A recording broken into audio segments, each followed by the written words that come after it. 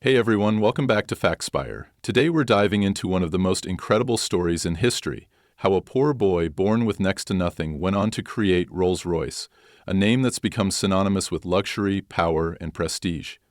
This isn't just a tale of rags to riches, it's a journey packed with mind-blowing facts about engineering, human grit, and even the natural world that shaped this legend. Buckle up because we're going 15,000 words deep into the life of Henry Royce, the unlikely genius behind those iconic cars.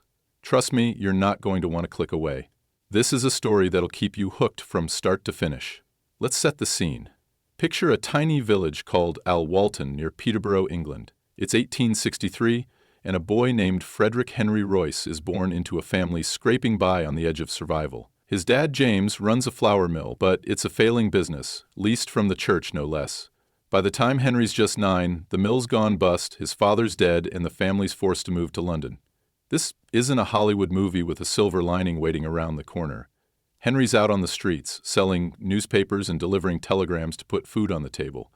1 year of school, that's all he gets, before life says, figure it out, kid. Now, here's where it gets wild. That scrappy little newspaper boy didn't just survive, he turned into one of the greatest engineers the world's ever seen. How does that even happen? Well, it starts with a spark of luck and a whole lot of grit. At 14, an aunt steps in and pays for him to apprentice at the Great Northern Railway Works. This isn't some cushy gig. It's hard, dirty work, but it's where Henry's mind catches fire. He's surrounded by machines, steam engines, and the raw power of the industrial age. And get this, he's not just clocking in and out. At night, while other kids are sleeping, he's teaching himself algebra, French, and electrical engineering.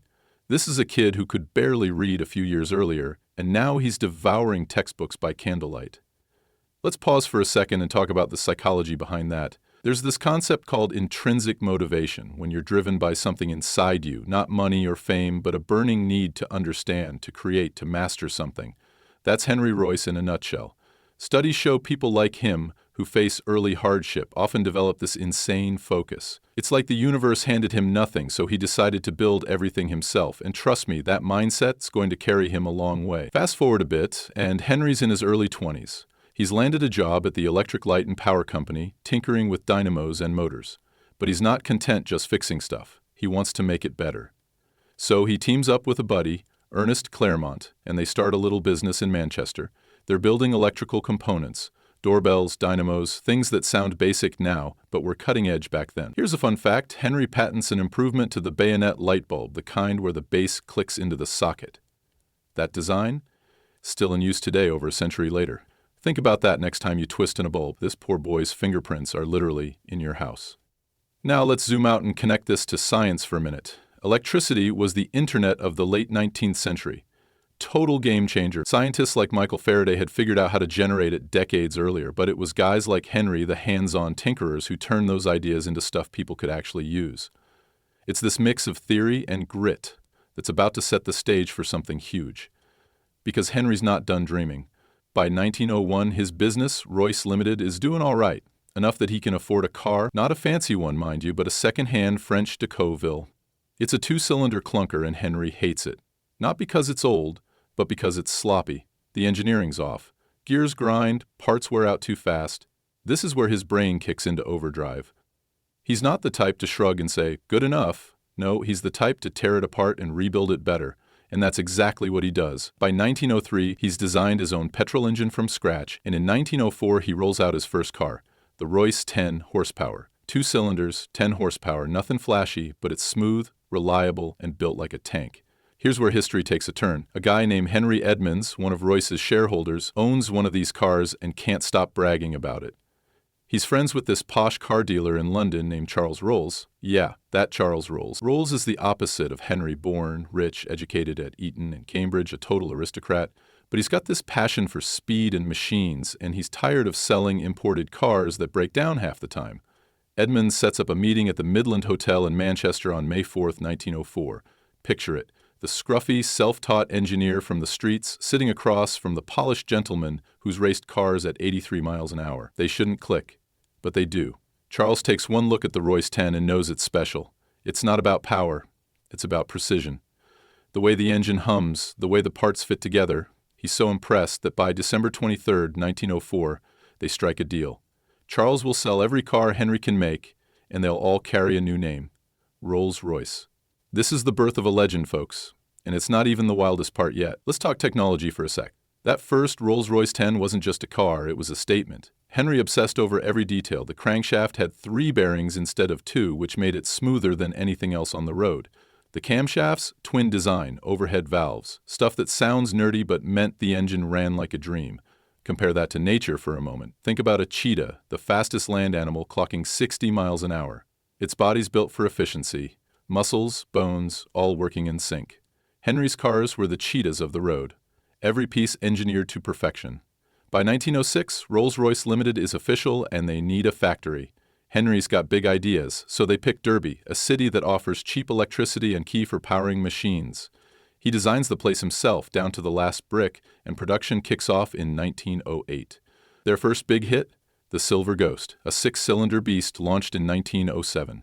It's not just a car, it's a revolution. People call it the best car in the world, and they're not exaggerating. In 1907, it drives over 14,000 miles non-stop with barely a hiccup. That's like driving from New York to LA and back, twice, on roads that were mostly mud and rocks. Insane, right? Here's a little-known fact. The Silver Ghost's radiator grille, that iconic upright design, wasn't just for looks. It was a heat sink, pulling air through to cool the engine. Science alert.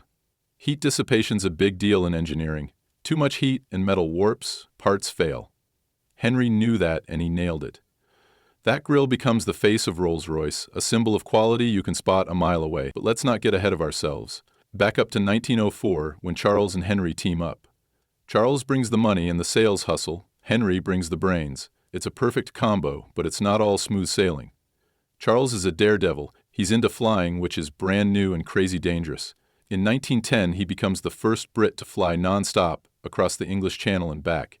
A month later, he's dead. His plane, a Wright Flyer, crashes in Bournemouth. First British aviation fatality, just like that. Henry's left reeling. His partner's gone, and he's got to carry the torch alone. Now, let's talk about the human side of this. Losing Charles could have broken Henry, but it doesn't.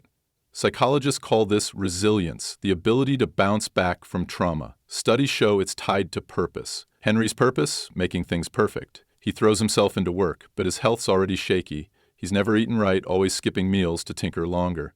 In 1902, he got sick. In 1911, it's worse. Doctors cut him open, give him months to live. Does he quit? Nope. He moves south to Sussex, takes his design team with him and keeps going. This is where Rolls-Royce starts to soar, literally. World War I hits in 1914, and Henry's dragged into aero engines. His first design? The Eagle, a V-12 beast that powers Allied planes. By the war's end, Rolls-Royce engines are in half the planes keeping the skies safe. Then comes the Merlin in the 1930s. Heard of the Spitfire or the Hurricane? Those legends flew because of Henry's work. Here's a space connection. The Merlin's tech influenced jet engines later on, which got us closer to rockets and the stars. Think about that. A poor boy's engine helping humanity dream of space. Let's geek out on the Merlin for a minute. It's a supercharged V12, pumping out over 1,000 horsepower. Supercharging's wild. It forces extra air into the engine, boosting power. Nature does this too. Think of a whale's blowhole, blasting air out with insane force. Henry's team at Rolls-Royce cracked that principle, and it made their engines unstoppable. By 1940, they're building them in Crewe, a shadow factory the government set up for the war effort.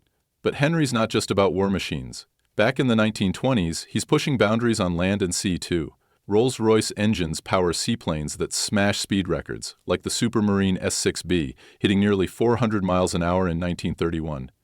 That's faster than most cars today, and on the ground, the Phantom series starts rolling out in 1925, cars so luxurious they're custom-made for kings and queens. Here's a crazy fact. The Spirit of Ecstasy, that famous hood ornament, debuts in 1911. It's based on a real woman, Eleanor Thornton, mistress to a car collector named John Scott Montague. Sculptor Charles Sykes crafts her as a flowing figure. Robes billowing like she's flying. Psychology moment. Symbols matter. That little statue turns Rolls-Royce into more than a car. It's a status, a dream. People see it and think, whoever's driving that, they've made it. Now let's talk nature again. Henry's obsessed with perfection, right? Look at a spider's web. Every thread's precise, no waste. That's Henry's style. He'd sketch designs late at night, even when he's sick, and hand them to his team with notes like, make it better.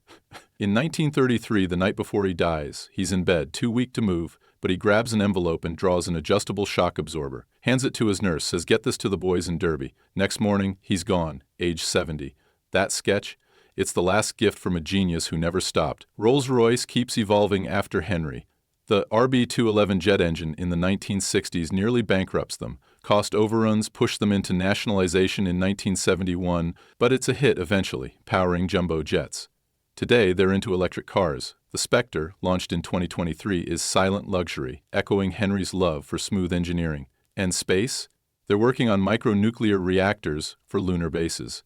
From a poor boy's workshop to the moon. Wild, right? So, what's the takeaway? Henry Royce wasn't born with a silver spoon. He fought for every inch. His story is a mix of science, tech, and raw human will. He took the best that existed and made it better, like he always said. Next time you see a Rolls-Royce glide by, don't just think, "What a car," think, "What a man." A kid who started with nothing and built a legacy that's still rolling strong. Thanks for sticking with me through this epic ride, and let me know what you think in the comments. Until next time, keep chasing your own perfection.